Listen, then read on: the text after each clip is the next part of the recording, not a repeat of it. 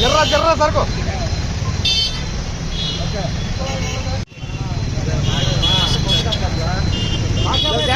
బొమ్మ తీస్తా. ఓకే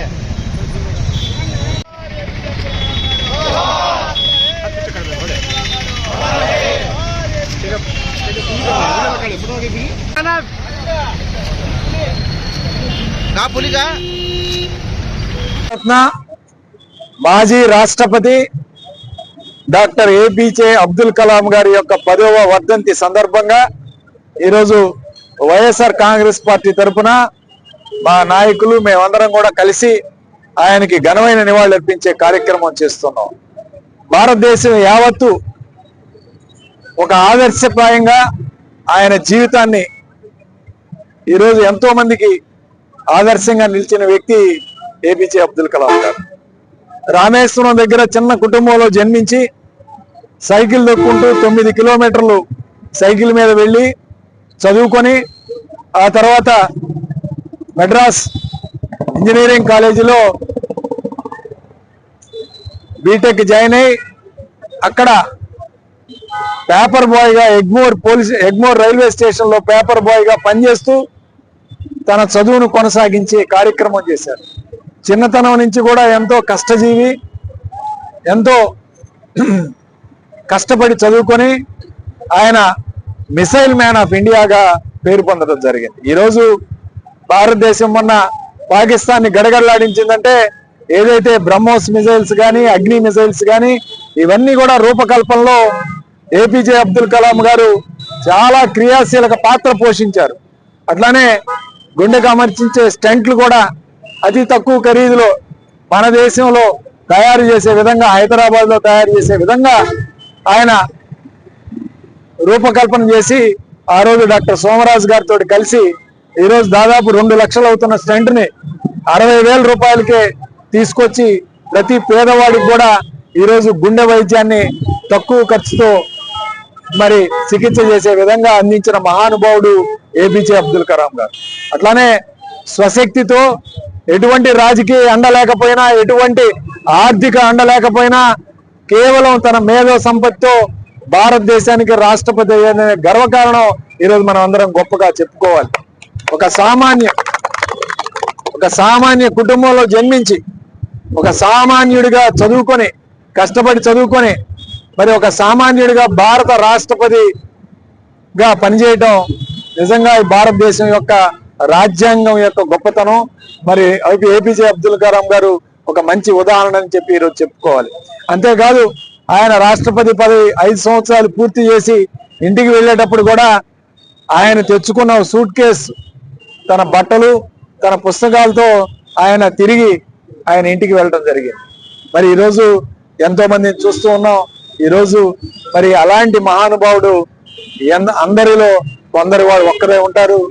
మరి అలాంటి మహానుభావుడిని మనం అందరం కూడా గౌరవించుకోవాలనే ఉద్దేశంతో ఆయన చనిపోయిన తర్వాత నరసరావుపేట నడిబొడ్డులో ఆయన విగ్రహాన్ని ఏర్పాటు చేసిన ఘనత కూడా వైఎస్ఆర్ కాంగ్రెస్ పార్టీకి చెందిందని చెప్పి గుర్తు చేస్తారు. రాజావళి మాస్టర్ గారు అలానే మిగిలిన మైనార్టీ సోదరుల సహకారంతో ఈ విగ్రహం ఏర్పాటు చేశాం. చాలా సంతోషంగా ఉంది. ఒక ఆదర్శప్రాయుడు, మరి ఎంతో మందికి ప్రేరణ కల్పించే విధంగా, ఉత్సాహం కల్పించే విధంగా ఆయన రచనలు కానీ, వింగ్స్ ఆఫ్ ఫైర్ ఆయన రచన కానీ, ఆయన జీవన శైలి కానీ, ఆయన జీవితం కానీ ఎంతో ఆదర్శంగా కొనసాగించిన వ్యక్తికి ఈ రోజు మనం అందరం గుర్తు చేసుకోవడం చాలా గర్వంగా ఉందని తెలియజేస్తూ సెలవు తీసుకుంటాం. చిన్న పిల్లల దగ్గర నుంచి పెద్దవాళ్ళ దాకా రాజకీయాలతో సంబంధం లేకుండా, పార్టీలతో నిమిత్తం లేకుండా అందరూ ప్రేమించే వ్యక్తి ఏపీజే అబ్దుల్ కలాం గారు. మన దివంగత రాష్ట్రపతి, భారతరత్న డాక్టర్ ఏపీజే అబ్దుల్ కలాం గారి 10వ వర్ధంతి ఈరోజు. వారికి నివాళులు అర్పించేందుకు మనం అంతా ఇక్కడ రావడం జరిగింది. మరి ఎంతో పేద కుటుంబంలో జన్మించి కూడా అబ్దుల్ కలాం గారు తన స్వయం కృషితోటి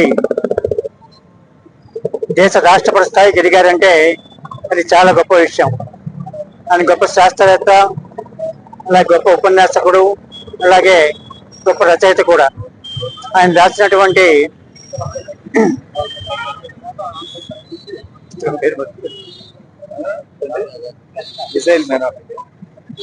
గ్రంథం ఆయన రాసిన గ్రంథం చేత కూడా మరి అలాంటి వ్యక్తుల గురించి మన నెక్స్ట్ జనరేషన్ కు అంటే మన పిల్లలకు మన యువతకు తప్పకుండా మనం తెలియజేయాలి. అలాగే ఆయన జీవిత చరిత్రను పాఠ్యాంశంగా చేరిస్తే బాగుంటుందని చెప్పేసి నా ఉద్దేశం. ఆయన రాసిన గ్రంథం పేరు ది వింగ్స్ ఆఫ్ ఫైర్. చాలా గొప్ప పుస్తకం అది. నేను కొంతమందికి అది కొని మరీ కానుక కూడా ఇవ్వడం జరిగింది. ఇంట్రెస్ట్ ఉన్న ప్రతివారు, పుస్తక పఠనంలో ఆసక్తి ఉన్న ప్రతివారు కూడా చదవదగిన పుస్తకం అది. మరి ఆయన రాష్ట్రపతిగా ఎదిగి కూడా ఎంతో నిరాడంబర జీవితం గడిపారు. ఆయన చనిపోయే నాటికి ఆయనకున్న ఆస్తి ఏంటంటే 2500 పుస్తకాలు, ఒక 6 జతల బట్టలు, ఒక 2 సూట్లు ఉన్నాయంతే. కలాం గారి తమ్ముడు కలాం గారు చనిపోయే నాటికి కూడా ఇంటి ముందు రామేశ్వరంలో ఇంటి ముందు అరుగు మీద కూర్చొని గొడుగులు రిపేర్ చేస్తూ ఉంటారు ఆయన. మరి ఈనాటి నాయకులతోటి ఆయన పోల్చుకుంటే ఎంత విశేషంతో ఉండి ఎంతో నిరాడంబరంగా ఉంటాం కాకుండా అందరికీ ఆదర్శంగా గడిపారు. పదవి విరమణ చేశాక కూడా మద్రాసు విశ్వవిద్యాలయంలో ప్రొఫెసర్గా పనిచేస్తూ తన భావాల్ని, తన ఉద్దేశాన్ని, అలాగే తన సబ్జెక్ట్ను విద్యార్థులకు నేర్పుతూ ఆయన కాలం గడిపారు. అలాంటి వ్యక్తిని స్మరించుకోవటం మనం కనీస బాధ్యత ఇవాళ. అట్లాగే అలాంటి వ్యక్తి మన దేశ రాష్ట్రపతి కావడం మన అదృష్టం. ఆయన జీవిత కాలంలో మనం కూడా జీవించుంటాం. ఆయన స్వయంగా చూడగలగటం, ఆయన ఉపన్యాసాలు వినగలగటం, ఆయన రచనలు చదవగలగటం మన అదృష్టంగా భావిస్తున్నాను నేను. కాబట్టి అలాంటి వ్యక్తిని మనం మన నెక్స్ట్ జనరేషన్కు తప్పకుండా పరిచయం చేయాలి. పాఠ్యాంశంగా ఆయన జీవిత చరిత్రను చేర్చాలని చెప్పేసి కోరుకుంటూ సెలవు తీసుకుంటున్నాం. ఏపీజే అబ్దుల్ కలాం గారి వర్ధంతి కార్యక్రమం జరుపుకుంటున్నాం. మరి భారతదేశమే కాదు, ప్రపంచ దేశాలంతా కూడా మరి గర్వించదగ్గ కార్యక్రమాలు మరి స్ఫూర్తితో ఇచ్చినటువంటి ఏపీజే అబ్దుల్ కలాం గారి వర్ధంతి కార్యక్రమాన్ని చేసుకోవడం మరి ప్రతి ఒక్కరు కూడా అతని స్ఫూర్తితో ముందుకు నడవాల్సిన అవసరం అని చెప్పి తెలియపరుస్తున్నాను. ఈ కార్యక్రమానికి గౌరవ మాజీ శాసనసభ్యులు డాక్టర్ గోపిరెడ్డి శ్రీనివాస్ రెడ్డి గారు విచ్చేశారు. అదేవిధంగా గత ప్రభుత్వాలు మన ముస్లిం మైనార్టీ సంబంధించిన ఒక విగ్రహం కూడా పెట్టలేదు. మరి మన డాక్టర్ గోపిరెడ్డి శ్రీనివాస్ రెడ్డి గారి సహకారంతో మరి హాజావలి మాస్టర్ గారు మొత్తం కలిసి ఈ రోజు మరి విగ్రహ కార్యక్రమాన్ని ఇక్కడ వర్ధంతి జయంతి కార్యక్రమాలు జరుపుకుంటున్నామంటే గౌరవ మాజీ శాసనసభ్యులు డాక్టర్ గోపిరెడ్డి శ్రీనివాస్ రెడ్డి గారి ప్రోత్సాహంతో ఈ కార్యక్రమం జరుపుతుందని సందర్భంగా తెలియపరుస్తున్నాం. ఎందుకంటే గత మాటలు చెప్పారు కానీ ముస్లిం మైనార్టీలో విగ్రహం ఏర్పాటు చేద్దాం, మన ఏపీజే అబ్దుల్ కలాం గారని మౌలానా అబుల్ కలాం ఆజాద్ గారి కార్యక్రమాలు చేయాలంటే మొట్టమొదటి నుంచి కూడా మన గౌరవ మాజీ శాసనసభ్యులు డాక్టర్ గోపిరెడ్డి శ్రీనివాస్ రెడ్డి గారు సహకారంతో ముస్లిం మైనార్టీలు కానీ, ఎస్సీ ఎస్టీ బీసీ మైనార్టీలు ప్రతి ఒక్కరు కూడా వెన్నటువంటి ముందు నడిపిస్తున్న గౌరవ మాజీ శాసనసభ్యులు డాక్టర్ గోపిరెడ్డి శ్రీనివాస్ రెడ్డి గారికి, అదేవిధంగా ఇక్కడ వచ్చినటువంటి ప్రతి ఒక్కరు కూడా నా ధన్యవాదాలు తెలుపుకుంటున్నాను.